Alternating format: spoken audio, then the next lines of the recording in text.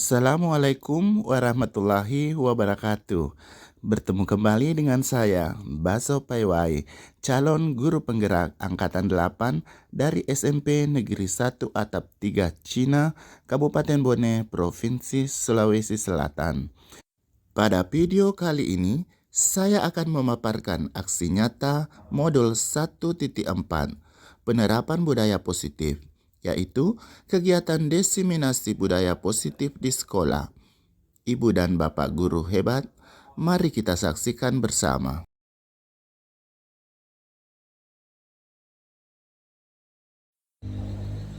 Assalamualaikum warahmatullahi wabarakatuh. Selamat siang dan salam sejahtera. Yang terhormat Bapak Baharudin SPD selaku Kepala Sekolah SMP Negeri 1 3 Cina, dan yang saya hormati Bapak Ibu Guru SMP Negeri 1 3 Cina.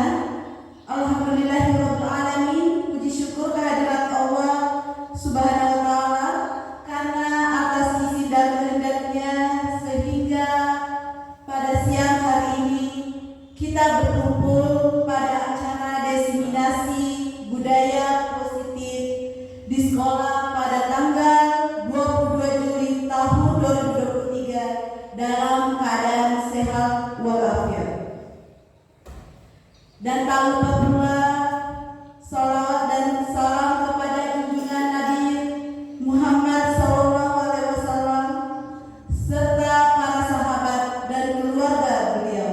Semoga kita semua umatnya akan mendapat syafaat di akhirat nantinya.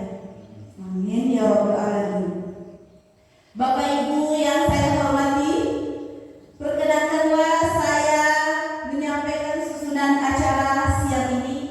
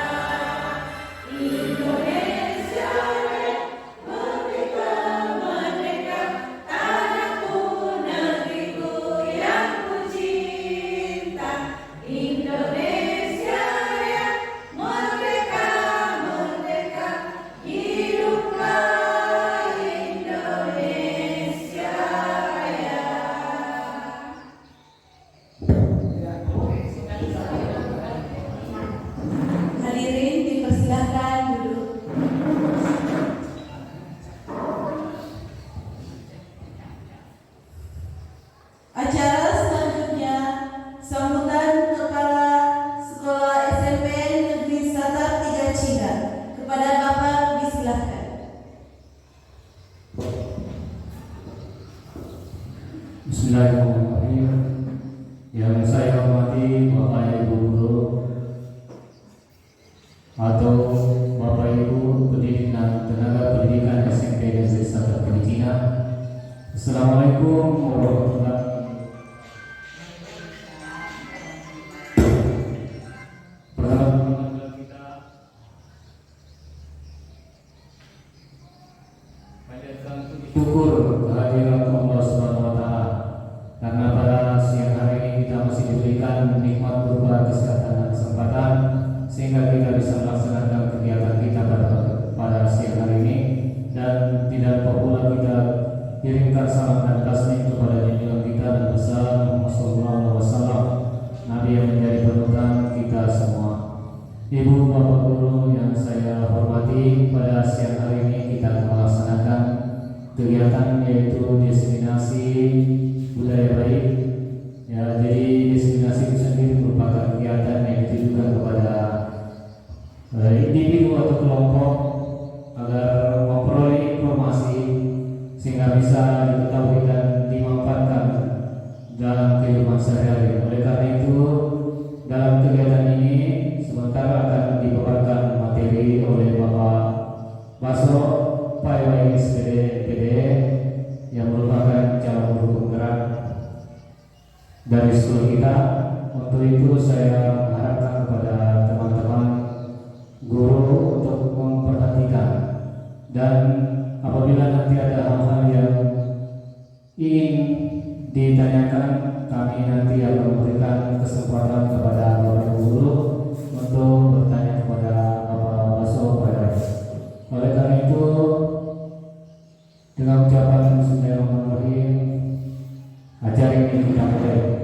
Bismillahirrahmanirrahim, dan selanjutnya saya serahkan kepada moderator. Sekian, wabillahi taufiq wal hidayah. Wassalamualaikum warahmatullahi wabarakatuh.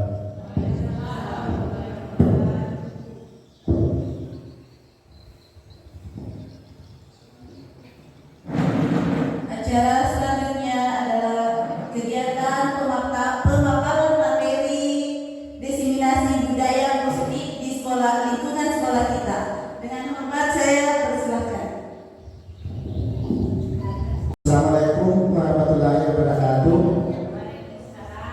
Ya, sebelumnya saya mengucapkan terima kasih atas kedatangan kesempatan yang Ibu luangkan untuk menghadiri kegiatan diseminasi saya, yaitu diseminasi budaya positif di lingkungan sekolah. Baiklah, kita lanjut. Yang ingin kita bicarakan pada kesempatan kali ini adalah bagaimana kita membangun budaya positif di sekolah kita. Dalam mengimplementasikan budaya positif, ada beberapa hal yang perlu kita pahami bersama, yaitu pertama, bagaimana perubahan paradigma belajar. Kemudian yang kedua, disiplin positif. Yang ketiga, bagaimana motivasi perilaku manusia. Yang keempat, kita harus memahami kebutuhan dasar manusia. Yang kelima, bagaimana kita membuat keyakinan sekolah atau keyakinan kelas. Yang keenam, bagaimana posisi kontrol seorang guru. Kemudian yang ketujuh, bagaimana kita memahami dan mempraktekkan segitiga restitusi. Baiklah, perubahan paradigma belajar. Pembelajaran paradigma baru yang kita masuk sekarang di kurikulum Merdeka merupakan pembelajaran yang berorientasi pada penguatan kompetensi dan pengembangan karakter yang sesuai dengan nilai-nilai Pancasila. Nah, jadi tentu saja tidak lupa dari profil belajar Pancasila yang sama-sama kita ketahui ada 6 elemen dimensi, yaitu beriman kepada dan bertakwa kepada Tuhan Yang Maha Esa, kemudian kebinekaan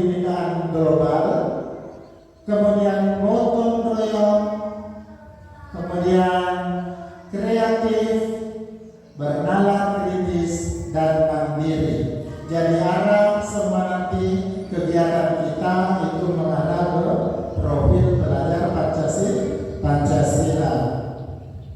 Iya, selanjutnya kita lihat bersama perubahan paradigma.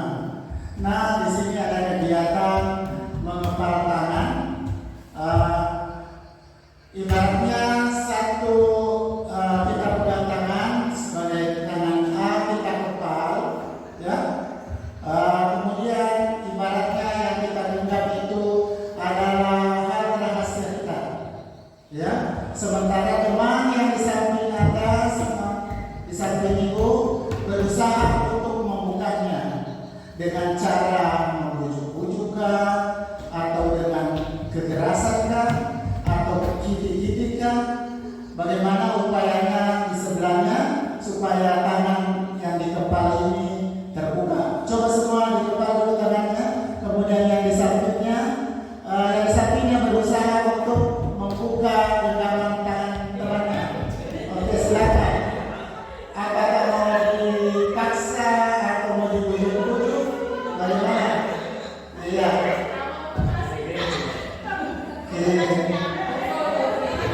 Ya. Oke. Siapa yang terbuka tangannya? Siapa yang terbuka? Ya. Kenapa bisa terbuka? Ya. Kenapa bisa terbuka tangannya, Bu Lili? Dibujuk. Iya, dibujuk. Kalau di sini tadi ada yang terbuka telapak tangannya? Ya, tidak mau. Kenapa ibu kalian tetap kekeh mempertahankan tidak mau terbuka? Saya tidak mau memperlihatkan apa yang menjadi rahasia. Iya, tidak mau memperlihatkan apa rahasianya. Jadi Bapak dan Ibu, itu tadi adalah bagaimana posisi kontrol. Yang bisa mengontrol diri kita adalah diri kita sendiri. Ya, tetapi ada juga yang bisa terbuka dirinya karena bujukan. Seperti tadi Bu Lili, dibujuk-bujuk dia mau buka. Ya, ada juga mungkin yang dipaksa, dia mau buka karena terpaksa.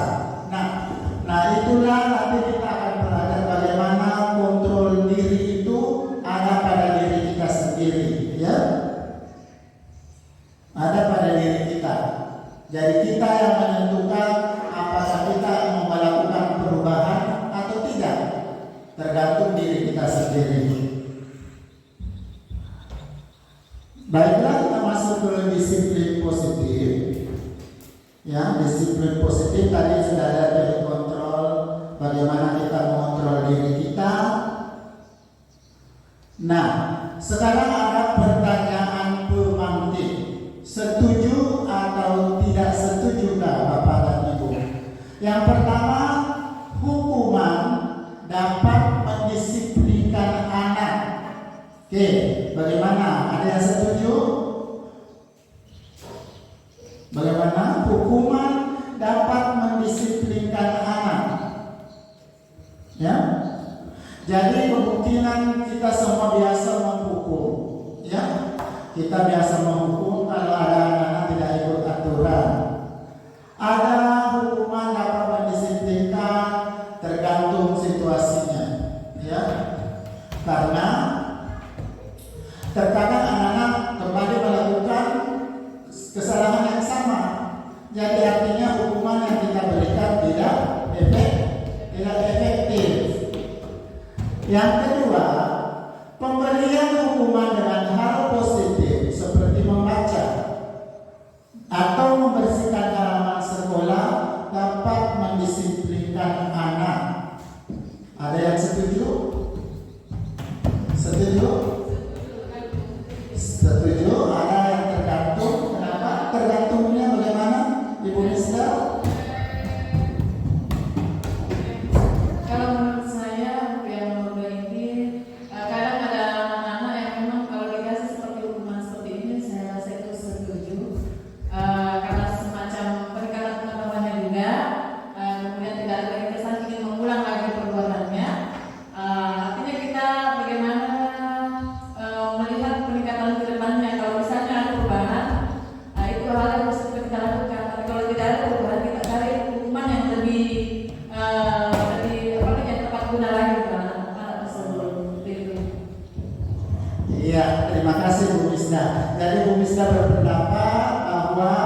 pemberian hukuman selama itu memang mempengaruhi tingkah lakunya bisa saja diterapkan, sementara kalau tidak ada perubahan tidak bisa dilanjutkan. Namun ada juga yang mengatakan begini, kalau kita melanggar selalu dibawa ke membaca ke perpus, betul, membaca di perpus saja. Akhirnya si anak ini, walaupun kegiatan membaca itu positif, tapi dia malah menganggapnya sebagai hukuman. Sedikit salah di perkiraan membaca. Jadi kalau dia mendengar kata perpustakaan sudah trauma. Karena apa? Dia identikan dengan hukuman itu perpustakaannya. Jadi tergantung situasinya. Ada mungkin memang anak-anak yang bisa menerima dan ada juga yang tidak.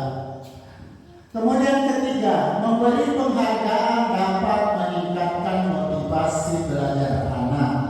Nah, khusus untuk penghargaan ini banyak juga yang tidak sependapat. Bagi anak yang berprestasi tentu saja hal itu bisa memacu diri, bisa memacu prestasinya, bisa bersemangat. Tetapi bagi anak-anak yang tidak mempunyai prestasi, justru penghargaan itu bisa membawa dampak yang buruk. Contoh, yang ranking 2 pun juga ada dampaknya. Dia jengkel sama temannya karena merasa terkalahkan. Ya. Kemudian siswa yang memang kurang semangat belajarnya akhirnya menjadi tidak mau belajar karena dia bilang percuma, kita juga tidak bisa dapat peringkat. Ya. Jadi penghargaan itu jangan sesering kali kita berikan. Gunakanlah pada pemberian yang posisi yang tepat. Selanjutnya kita mengenai disiplin. Kita harus melihat dulu pengertian dari disiplin, bahwa berasal dari bahasa Latin yaitu disiplina yang artinya belajar. Maka arti dari kata disiplin adalah belajar, yaitu membuat atau menggali potensi menuju sebuah tujuan apa yang dia hargai. Namun di budaya kita di Indonesia, kata disiplin kita maknai sesuatu hal yang harus dipatuhi, dilakukan pada orang lain untuk mendapat kepatuhan. Jika tidak melakukan kepatuhan, maka kita langsung memberikan hukuman. Ya. Disiplin positif ini merupakan unsur utama dalam mewujudkan budaya positif di sekolah. Disiplin positif adalah proses pembelajaran. Disiplin positif merupakan pendekatan mendidik anak untuk melakukan kontrol diri dan pembentukan kepercayaan diri. Disiplin berbeda sama sekali dengan hukuman. Ya, jadi disiplin tidak sama dengan hukuman. Meskipun disiplin sering diterapkan dengan menggunakan teknik hukuman. Ya, untuk hukuman nanti kita lihat lebih jelas. Kita lihat dulu disiplin positif. Disiplin positif adalah cara penerapan disiplin yang mengajarkan tanggung jawab kepada murid dan menumbuhkan kesadaran diri berdasarkan nilai-nilai kebajikan. Maka disiplin positif lebih ke arah disiplin diri yang dapat mengontrol diri dalam melakukan segala tindakan. Ya. Dengan disiplin diri, murid memahami dan menyadari tindakan berdasarkan motivasi internalnya. Motivasi internal itu keyakinan siswa untuk berubah, ya. Tidak berdasarkan motivasi eksternal seperti tadi Ibu Lili diiming-imingi hadiah, atau mungkin ada yang berubah karena tidak mau mendapat paksaan atau hukuman.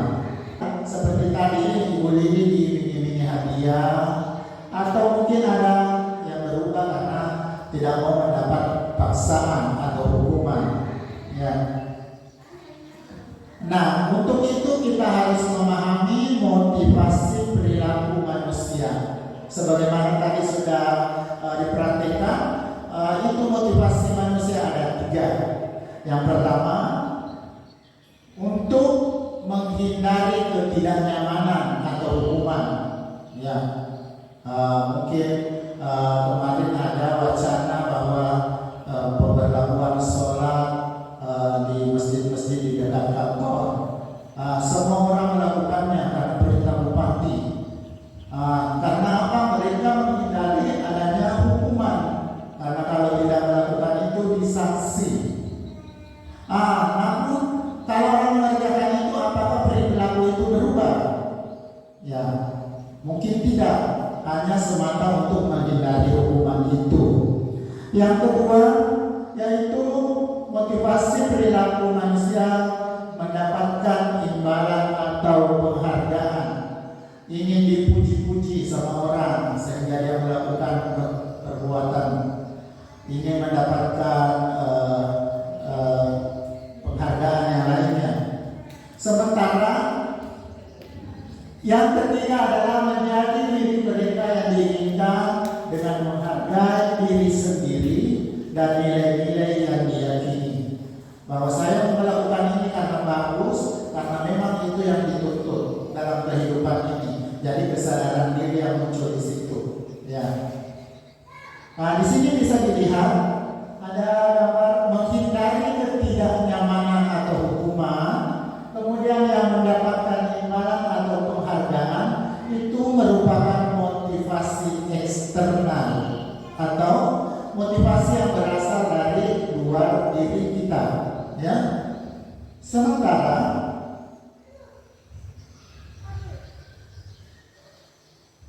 motivasi perilaku manusia yang diharapkan adalah motivasi internal, yaitu bagaimana siswa menjadi diri mereka sendiri, kemudian menghargai dirinya sesuai nilai-nilai yang dianut.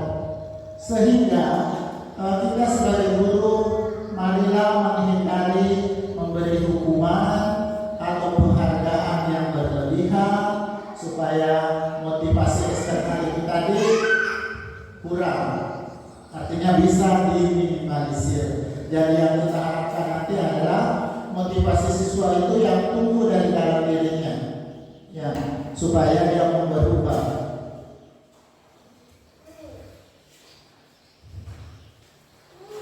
Ya, kita lihat studi kasus, mungkin Bapak dan Ibu mengalaminya. Sebagai seorang guru, saat Anda hadir mengajar di kelas tepat waktu, motivasi apakah yang mendasari tindakan Anda? Apakah Anda datang tepat waktu karena tidak ingin ditegur oleh atasan, kepala sekolah, atau kemudian mendapatkan surat peringatan? Ya, karena bisa saja kita pegawai ada surat peringatan, dan Anda melakukannya karena ingin mendapat pujian sebagai karyawan atau guru berprestasi, ya. Atau Anda ingin menjadi orang yang memang menghargai waktu, menghargai diri Anda sendiri sebagai teladan atau contoh yang bisa ditiru oleh anak didiknya, ya. Sehingga pertanyaan itu berkaitan dengan ini. Bila di sekolah Anda tidak ada peraturan yang mengharuskan guru datang tepat waktu dan tidak ada teguran bagi guru yang datang terlambat, apakah Anda akan tetap datang tepat waktu? Ya. Bagaimana? Bukan ya? Menurut pendapat saya harus datang tepat waktu karena itu merupakan kewajiban dan tanggung jawab saya sebagai seorang guru. Dan itu nantinya menjadikan juga motivasi bagi siswa kita sendiri. Ya, itu pendapat saya, Pak. Oke, baik sekali. Betul bahwa walaupun tidak ada orang yang mau menegur, baik itu para atasan atau teman-teman yang mau memuji kita, tapi kita tetap harus datang karena itulah tanggung jawab kita selaku pegawai pemerintah. Harus tetap datang waktu,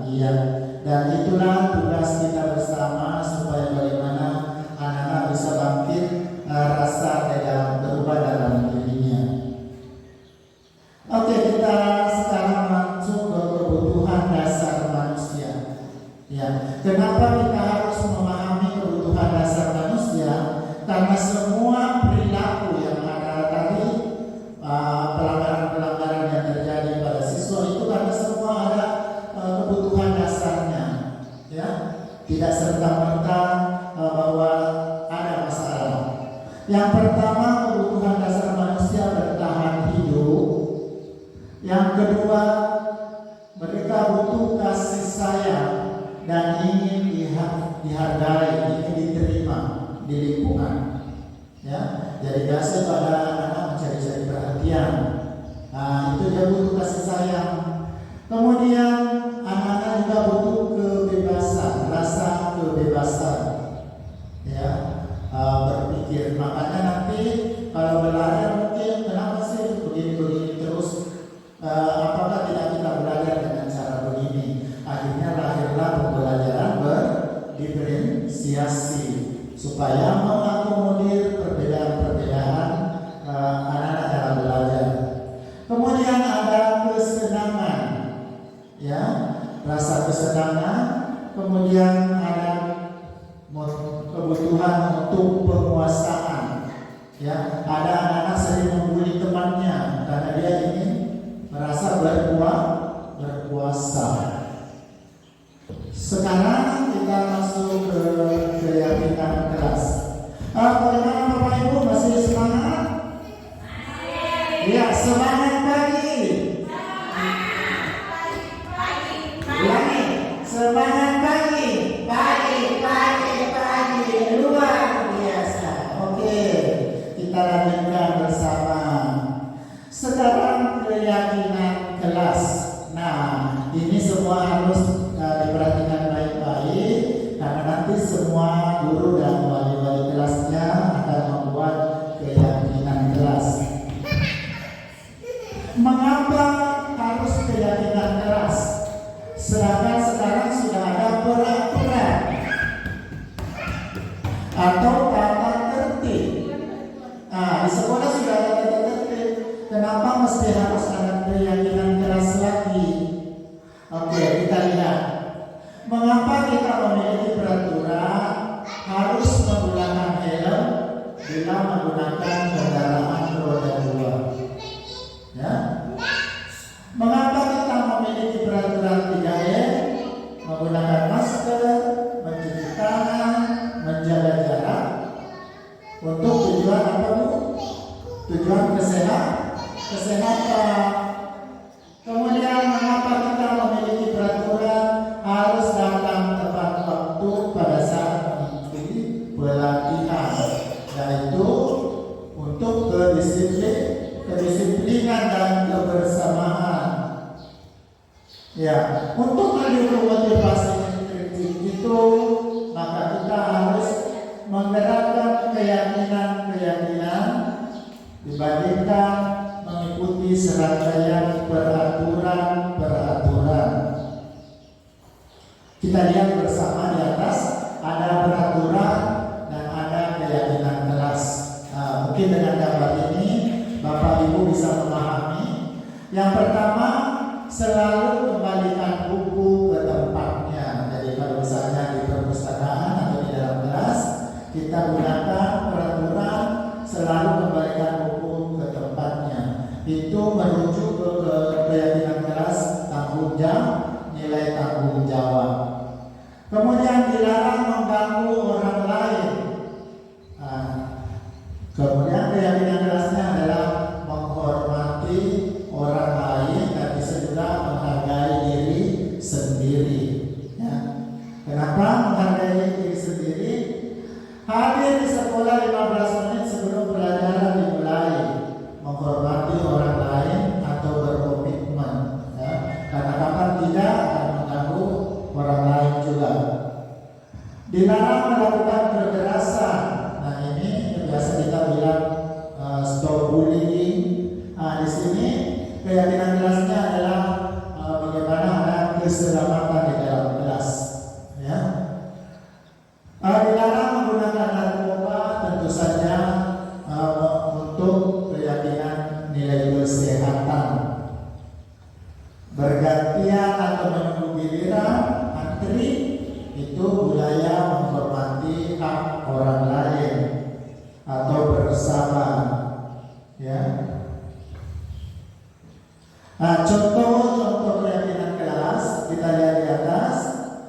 Bekerja sama menjaga kebersihan kelas. Semua ada tempatnya, semua pada tempatnya. Jadi yang Bapak Ibu sudah ada, saya lihat di depan kelasnya sudah membuat tempat atau rak-rak sepatu, ya, karena semua ada pada tempatnya untuk kebersihan. Mengerjakan tugas tepat waktu, ya, saling peduli, menghargai dan membantu sesama teman. Nah, untuk keyakinan kelas kita harus menggunakan kata-kata yang positif. Jangan menggunakan dilarang atau jangan, tapi menggunakan bahasa yang sama artinya, tapi dalam bentuk kalimat positif, karena kita mengajarkan anak-anak bagaimana hal-hal yang positif. Yang keempat adalah posisi 5 kontrol, posisi restitusi, 5 posisi kontrol. Salam bahagia Ibu dan Bapak Guru hebat. Dalam penerapan disiplin positif restitusi, salah satu program yang dikembangkan adalah 5 posisi kontrol. 5 posisi kontrol dalam restitusi adalah proses perjalanan seorang pendidik agar dapat mengenali dirinya. Pada video kali ini, kita akan membahas tentang 5 posisi kontrol yang dikembangkan oleh Diane Dawson dan contoh penerapannya.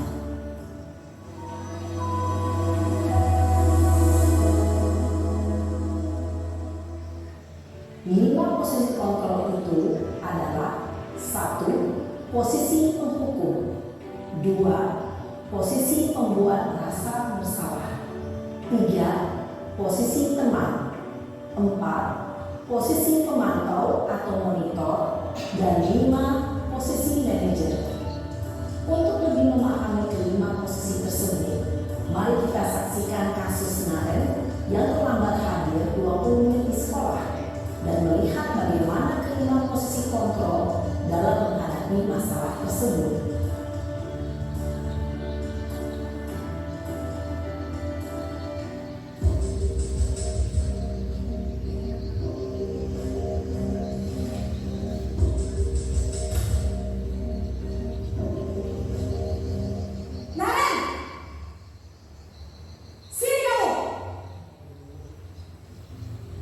Selamat pagi, Bu. Selalu terlambat. Kamu deh, pasti terlambat. Maaf, Bu. Saya Apa? Apa coba? Alasan kamu apa lagi? eh, Kapan sih kamu tidak terlambat? Malas sekali ya kamu jadi anak.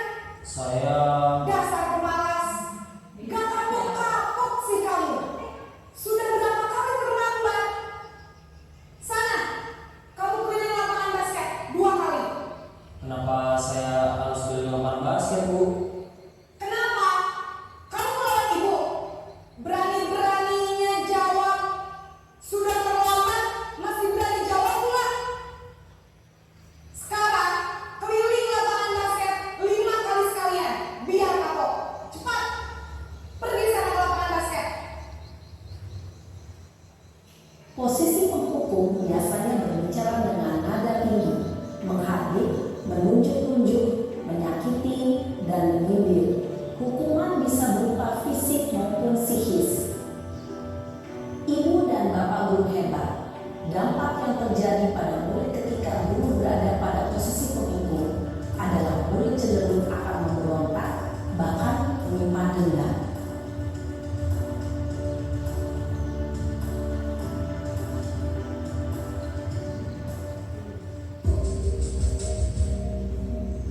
Bu, Naren, kamu kenapa terlambat lagi, nak?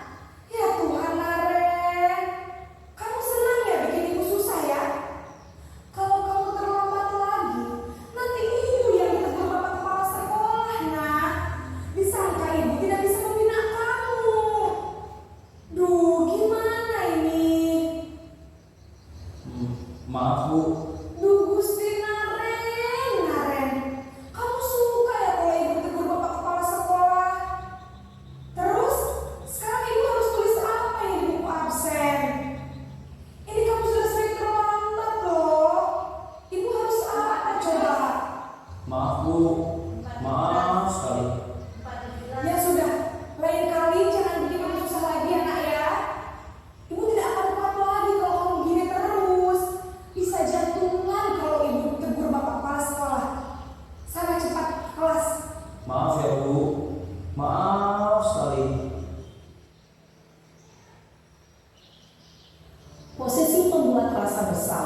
berbicara dengan nada tenang, cenderung lembut, namun kata-kata yang diutarakan membuat murid merasa menjadi orang yang gagal.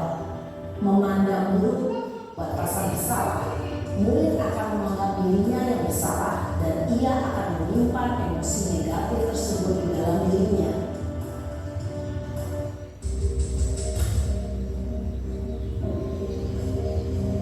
Naren,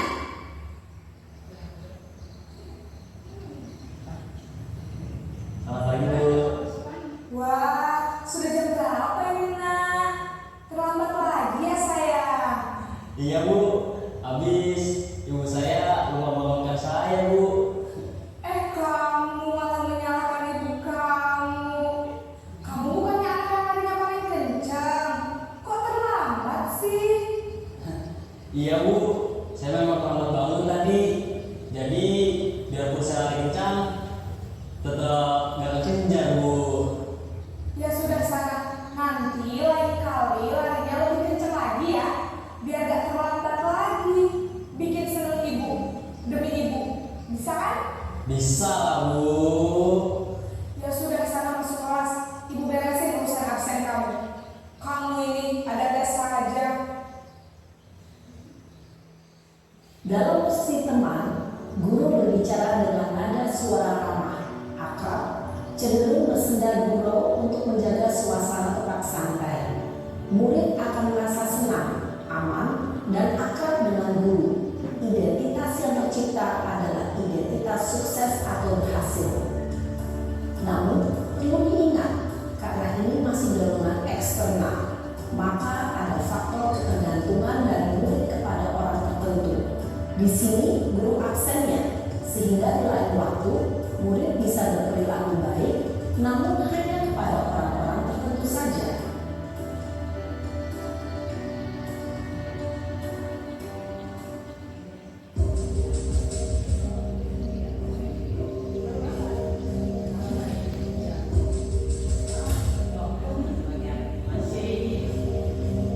Naren,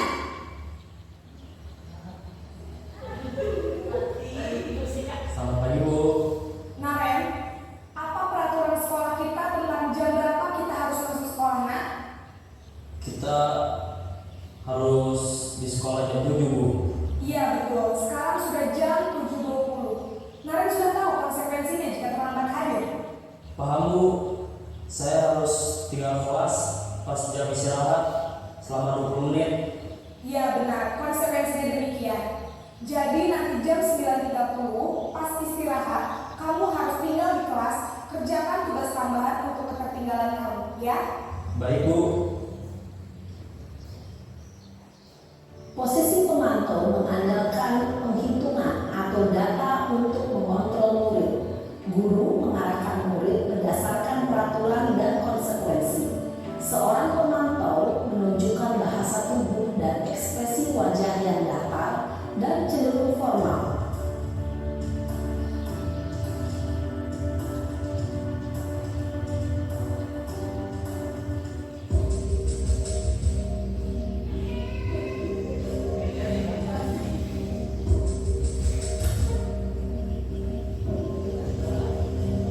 Naren,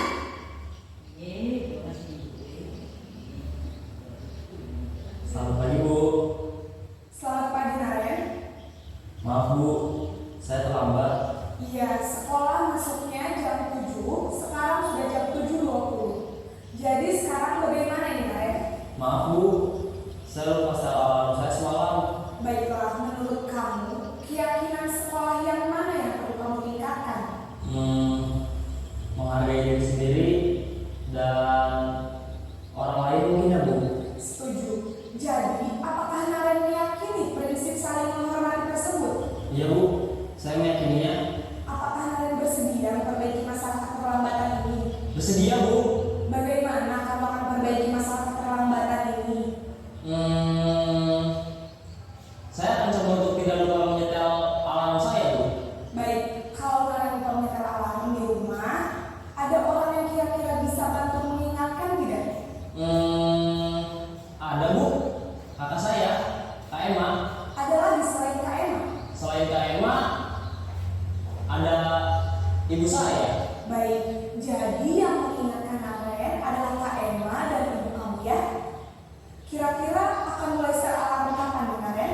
Setelah pulang sekolah akan segera saya lakukan. Baik, jadi Naren akan setel alarm untuk bangun besok pagi dan akan diingatkan oleh kakak dan ibunda Naren ya. Ada lagi yang mungkin perlu dilakukan Naren agar tidak terlambat bangun lagi? Tidak ada, Bu. Baik Naren, terima kasih untuk kerjasama kamu. Sekarang kamu perlu kembali ke kelas untuk belajar. Baik, Bu. Terima kasih. Posisi manajer adalah posisi kontrol yang disarankan untuk membimbing murid memiliki sikap disiplin yang positif, yaitu murid yang mandiri, bertanggung jawab, dan dapat memecahkan masalah. Tujuan dari posisi ini adalah agar murid dapat berefleksi atas tindakannya. Guru akan terus memberikan pertanyaan-pertanyaan bermakna, sehingga membuat murid dapat belajar dari kesalahannya dan mencari sebuah solusi untuk menyelesaikannya. Ibu dan bapak guru hebat, setelah mengamati adegan kelima posisi kontrol tadi, kira-kira posisi mana yang paling ideal? Posisi mana yang dapat menunjang motivasi intrinsik murid? Ya, tentu posisi manajer. Posisi ini memang posisi ideal yang ingin dituju setiap pendidik. Pada posisi inilah, guru dapat menerapkan disiplin positif yang berpihak pada murid, yang memerdekakan murid. Perjalanan seorang pendidik tentunya tidak mudah untuk sampai pada posisi seorang manajer. Namun, tujuan kita pasti, yaitu menciptakan murid-murid yang mandiri, merdeka, dan bertanggung jawab. Semoga penggambaran 5 posisi kontrol yang telah diperlihatkan ini dapat menjadi ajang refleksi bagi kita semua, agar dapat terus mengasah dan menerapkan disiplin positif yang memerdekakan murid. Mari terus berlatih dan bersemangat. Selamat menerapkan. Salam dan bahagia Ibu dan Bapak Guru hebat.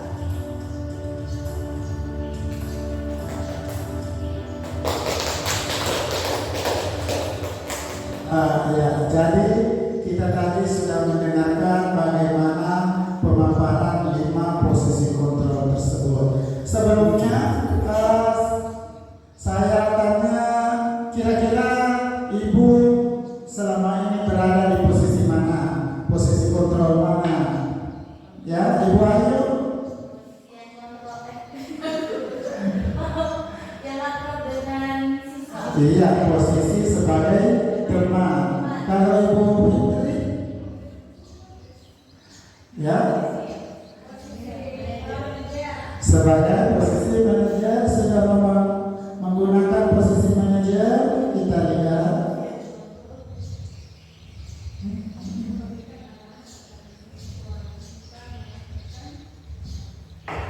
Ya, di posisi kontrol tersebut yang sebagai penghukum itu menimbulkan identitas gagal. Posisi merasa bersalah juga demikian. Anak-anak merasa bersalah, merasa dirinya gagal. Kemudian posisi teman itu sudah memperlihatkan identitas sukses, berhasil, walaupun masih ada ketergantungan kepada guru yang disenanginya. Kalau mungkin misalnya dia suka Ibu Ayu, dia mau ikuti. Tapi kalau mungkin guru lain dia tidak mengikuti, nah itu masih dia ketergantungan. Sementara pada posisi pemantau, anak-anak sudah diberikan konsekuensi atas apa yang dia lakukan.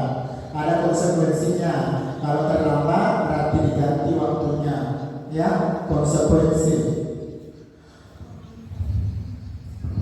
Nah, di sini ada pertanyaan sehubungan dengan tadi pernyataan saya kecewa sekali dengan kamu. Ini posisi apa? Saya kecewa sekali dengan kamu. Posisi apa Bapak Ibu? Merasa bersalah. Kita lihat. Ya, membuat anak-anak merasa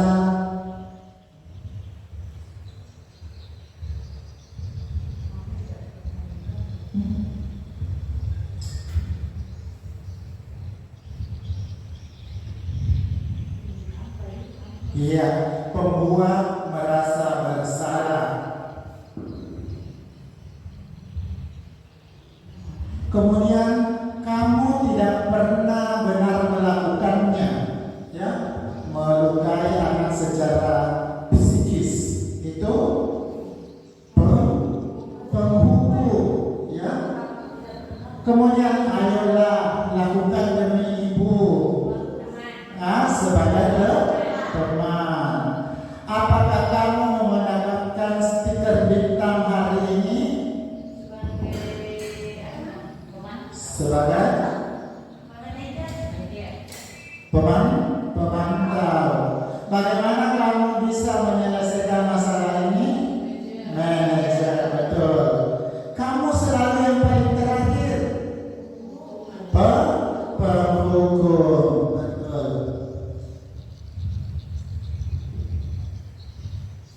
Iya, jadi tadi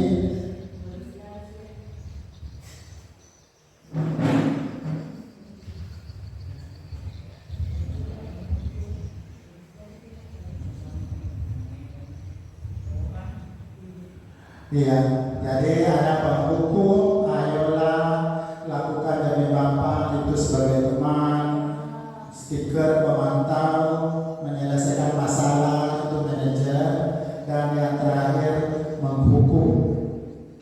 Sekarang kita masuk ke materi yang terakhir, masih dengan permasalahan. Bagaimana kita menyelesaikan masalah dengan menerapkan segitiga restitusi.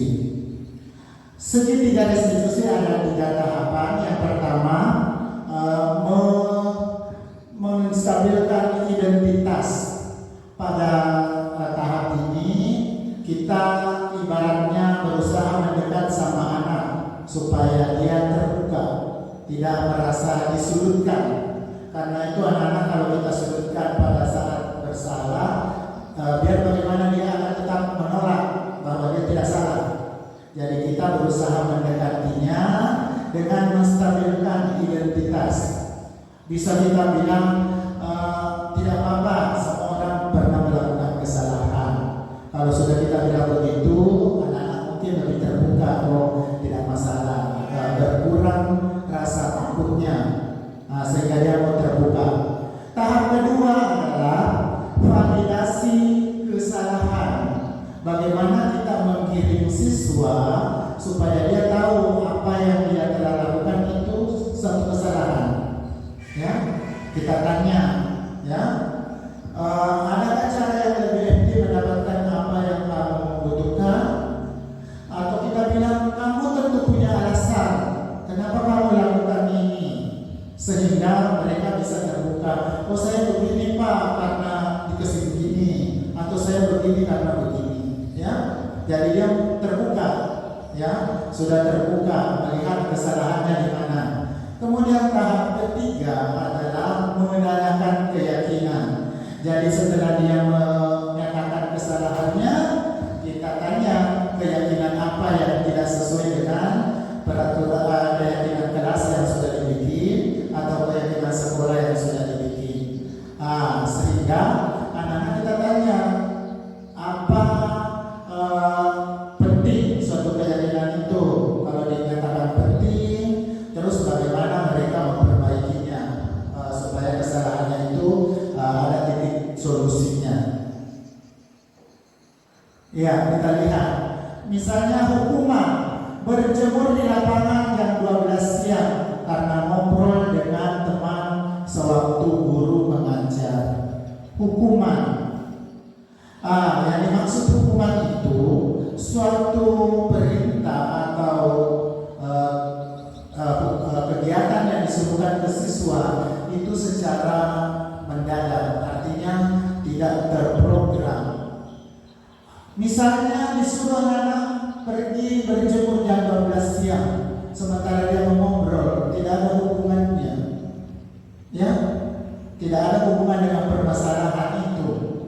Malahan anak bisa sakit, menimbulkan masalah. Konsekuensi memberi tugas tambahan karena tidak mendengarkan penjelasan guru. Jadi dikasih tugas supaya mengejar ketinggalannya karena tadi tidak memperhatikan. Nah sekarang kamu jangan dulu keluar, konsekuensinya kamu kerja ini. Atau si Ahmad dia menumpahkan air di meja temannya, disuruh melap, tolong dilap, itu konsekuensi karena tadi dia yang membuat meja itu kotor, jadi dia yang membersihkan, itu konsekuensi. Sementara restitusi, yaitu yang tadi saya bilang, kita menyelesaikan tindakan supaya anak tahu kesalahannya dan dia sadar untuk memperbaikinya dengan berbicara pada saat guru mengajar. Guru mengatakan saya juga dulu waktu anak pernah melakukan itu supaya anak tidak takut, tetap dia terbuka. Kemudian kamu tentu punya alasan kenapa begitu. Biasa anak sudah tadi Pak saya diejek-ejek misalnya atau saya dikasih begini. Jadi dia terbuka menceritakan masalahnya. Kemudian menanyakan keyakinan seperti itu tadi, keyakinan apa yang tidak sesuai dengan apa yang sudah disepakati. Kita lihat pertanyaan, apakah hukuman atau konsekuensi? Jangan sampai kita kasih kepada anak itu hukuman, bukan konsekuensi. Kita lihat dulu. Mencatat 100 kali di dalam buku kalimat saya tidak akan terlambat lagi karena terlambat ke sekolah. Itu hukuman atau konsekuensi? Ya, hukuman karena tidak ada pengaruhnya. Ya, menulis kalimat itu tidak akan berubah keadaan. Lari mengelilingi lapangan basket 2 kali karena terlambat hadir. Hukuman, betul. Murid diminta push up 15 kali karena tidak memakai masker. Hukuman, betul Bapak Ibu. Menggantikan kertas tugas teman yang telah dicoret-coret. Konsekuensi. Kemudian membersihkan tumpahan air di meja tulis karena menyinggolnya. Konsekuensi, betul. Murid disuruh mengenakan sepatu seharian, tidak mengenakan sepatu ya, seharian di sekolah karena tidak memakai sepatu hitam. Ya, hukuman atau konsekuensi? Tidak mengenakan sepatu hitam, disuruh tidak pakai sepatu. Apa? Hukuman. Bukan konsekuensi. Karena dia tidak pakai, disuruh buka. Ini kan itu untuk mengenakan sepatu, bukan tidak. Untuk mengenakan sepatu sehari di sekolah, Iya, betul. Nah, yang terakhir, lari mengelilingi lapangan basket 2 kali karena terlambat 10 menit untuk pelajaran olahraga. Iya, kenapa konsekuensi? Iya, karena dia belajar olahraga dan disuruh lari itu pemanasan, jadi konsekuensi. Iya, betul.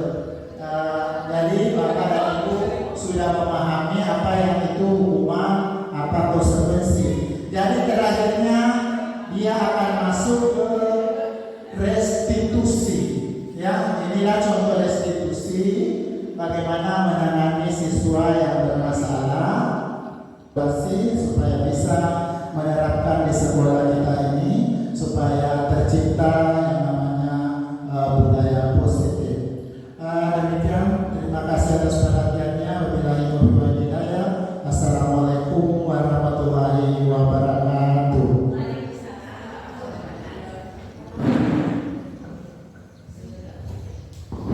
Jadi demikianlah acara pemaparan budaya positif oleh Pak Baso PAIWAI SPD MPD, dan tentunya CDP di sekolah kita ini dan kita semuanya warga Serat 3 Cina mengharapkan untuk mengimplementasikan apa yang dipaparkan tadi, terutama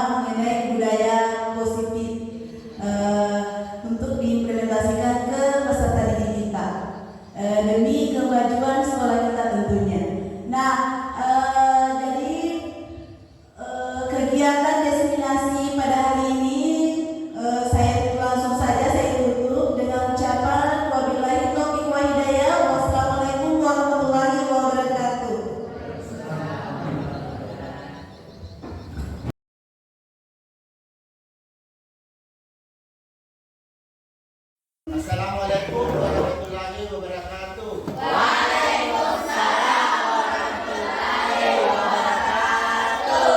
Ya, selamat pagi anak-anak. Apa kabar kalian? Baik. Ya, hari ini kita akan membuat keyakinan kelas. Ada yang tahu apa itu keyakinan kelas? Tidak. Ya, kalau keyakinan kelas itu yaitu suatu hal yang diyakini baik yang kita akan jadikan pedoman di dalam kelas kita ini. Jadi mengganti hampir sama dengan peraturan sekolah. Tapi peraturan sekolah itu dibuat tanpa melibatkan kalian. Nah sekarang untuk keyakinan kelas kalian sendiri yang akan membuatnya. Dan nanti itu akan dijadikan suatu peraturan atau keyakinan di kelas ini. Ya. Caranya nanti saya bagikan kertasnya, kemudian kamu menuliskan apa-apa yang kamu anggap baik untuk dijadikan keyakinan di dalam kelas kita. Ya. Kemudian kalimatnya jangan diusahakan yang bermakna positif. Ya, yang mana itu bermakna positif? Misalnya jangan membuang sampah, itu negatif. Ada kata jangan, itu negatif. Nah, maka kita harus membuatnya dalam bentuk kalimat yang positif. Paham? Nah, jelas saya akan bagikan dulu kertasnya, notnya. Nanti kamu menuliskan satu-satu baru nanti ditempel di atas. Ya. Jadi silakan dibikin sendiri. Keyakinan kelasnya seperti apa yang kamu harapkan.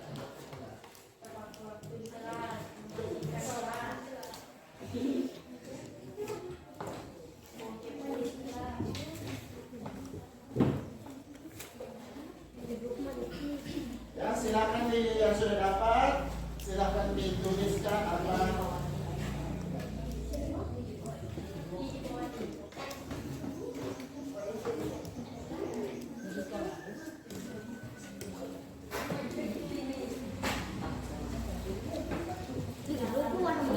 Ya, silakan dituliskan apa keyakinan kelasnya menurut kalian. Ya, kemudian nanti naik satu persatu menempel di atas untuk dilihat bersama-sama. Ya, silakan.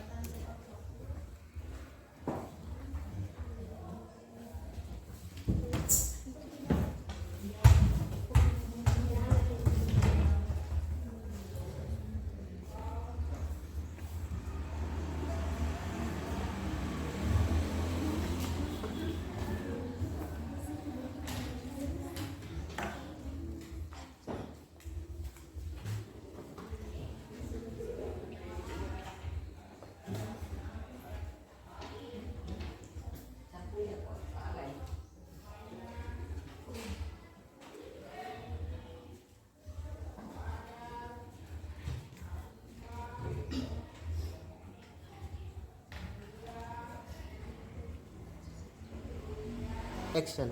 Ya, bagaimana? Sudah selesai? Selesai. Baiklah, kalau begitu kalian silakan naik tempel di sini. Keyakinan kelasnya bergantian. Mulai dari sini. Silakan ditempel dulu. Ya. Oke, lanjut.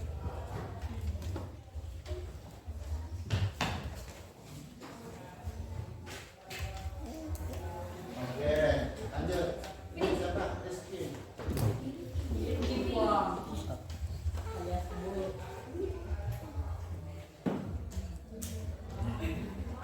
Ya, Daniel. Silakan.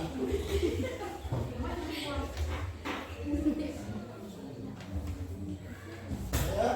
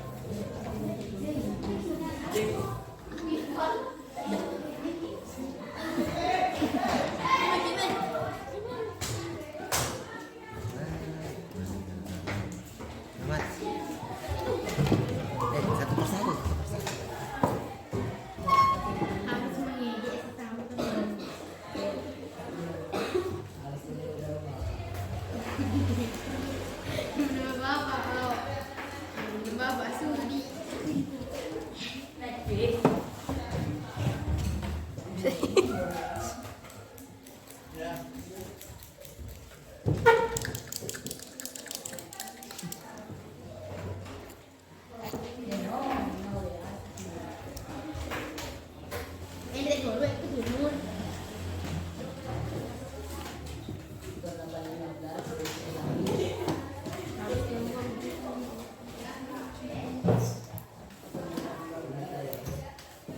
siapa lagi? Silakan Ani.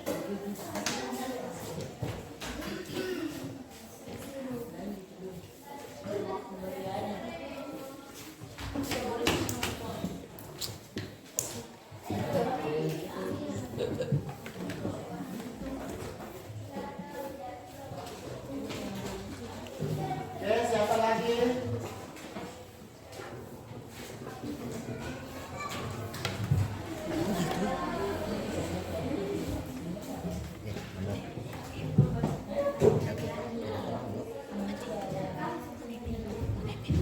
Saling membantu sesama teman. Haji Iqbal Dwi Abi.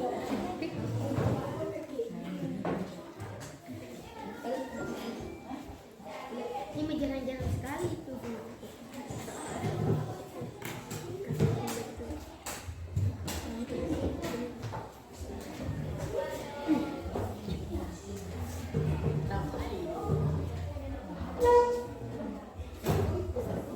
Ya, sudah semua? Ya, marilah kita lihat apa keyakinan-keyakinan kelas yang kamu yakini. Kalau sama nanti kita satukan, ya, kemudian kita kelompokkan. Oke, jadi ada 8 kelompok hasil keyakinan kelas yang kalian usulkan. Jadi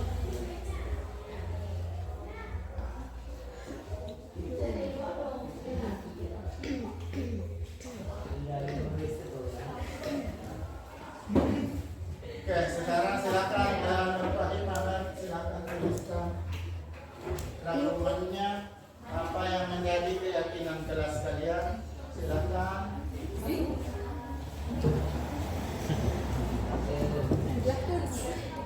Yang pertama kita ambil yang ini. Kelompok pertama tolong ditulis mengangkat tangan jika ada keperluan. Ya. Mengangkat tangan jika ada keperluan.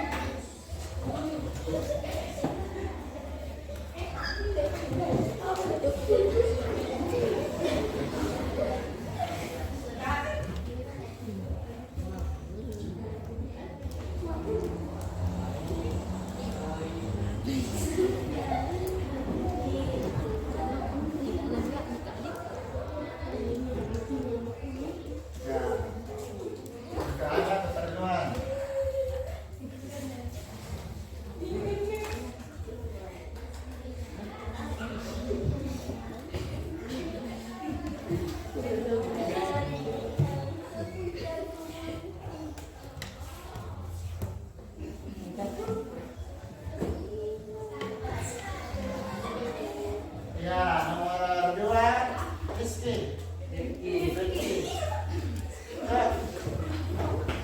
Silakan naik kelompok 2. Kita lihat di sini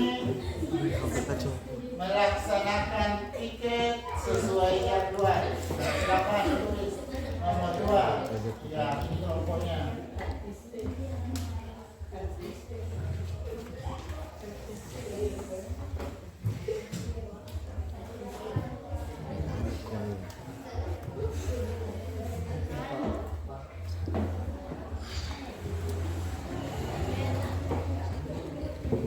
Sesuai jadwal.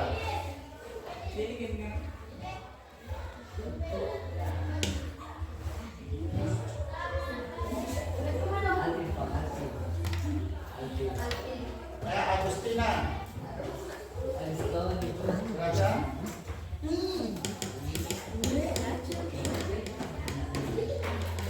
Kelompok yang ketiga. Datang tepat satu.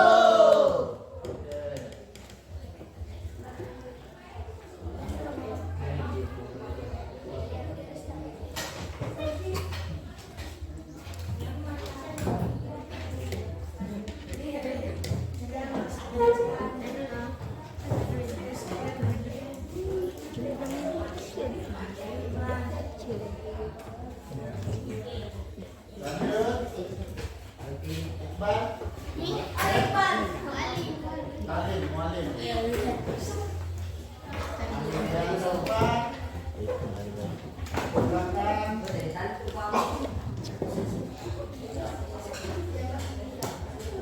Yang keempat. Membuang sampah pada tempatnya.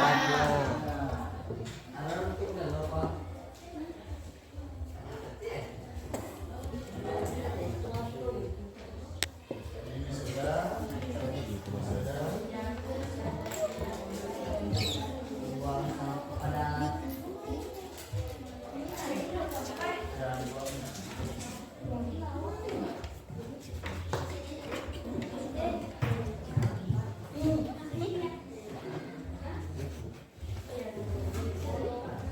Sri Ayu.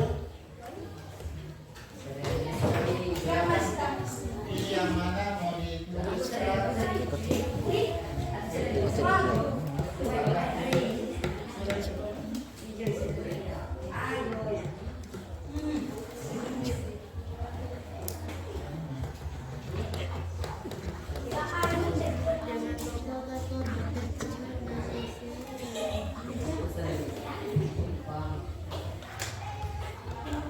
Jadi kita eliminasi yang sudah. Kita sudah ada.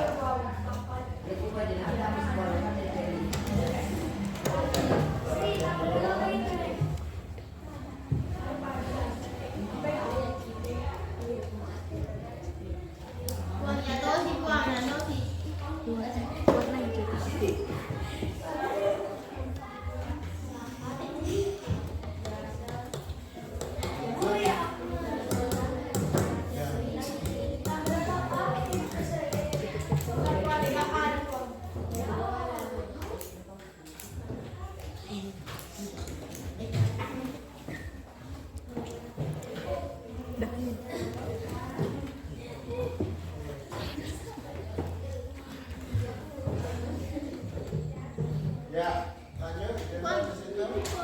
Yang keenam, Alvin. Ya,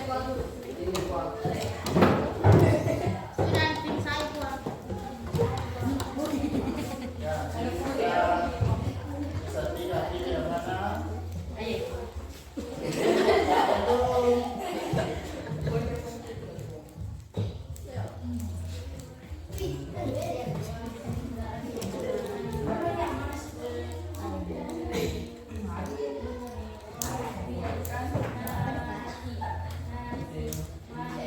Dibaca dulu. Dibaca di situ. Mengucapkan salam ketika masuk Ya, mengucapkan salam ketika masuk.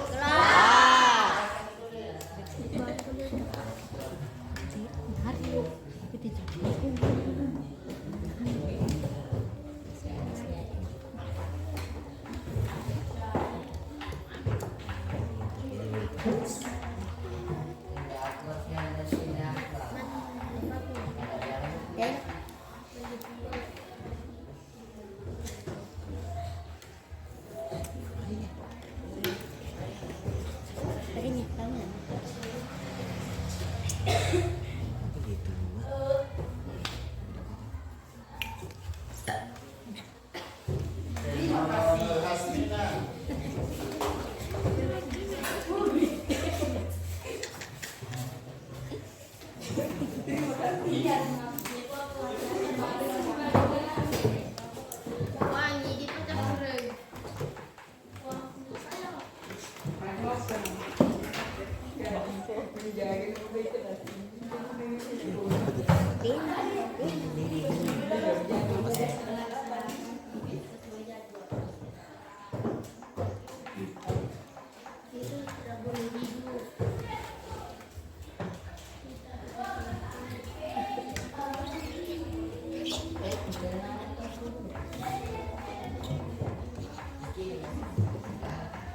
Baca dulu supaya didengar temannya.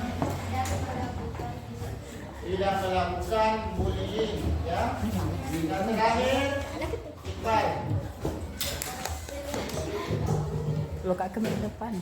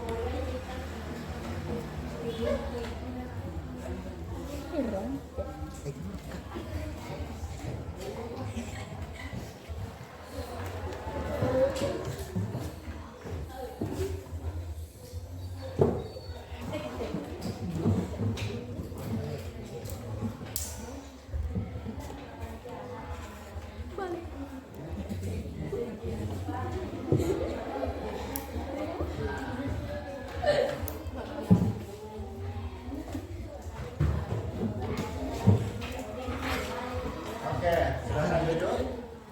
Perhatikan di sini.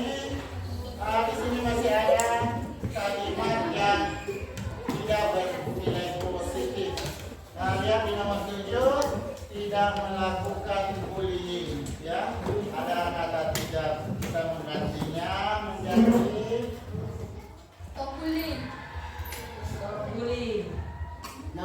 siswa harus merasa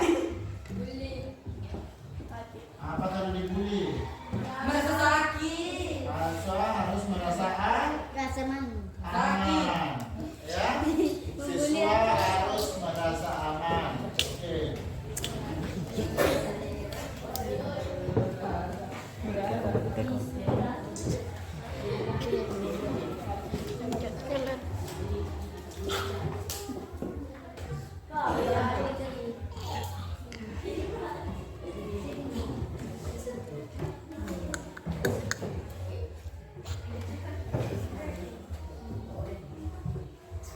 Oke, silakan ketua kelasnya naik untuk membacakan kesimpulan keyakinan kelasnya.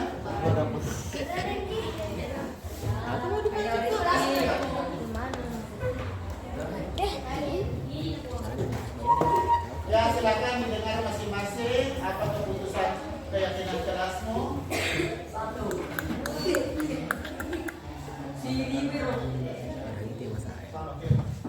Oke, dibaca supaya didengar teman-temannya. 1. Mengangkat tangan jika ada keperluan. Tangan.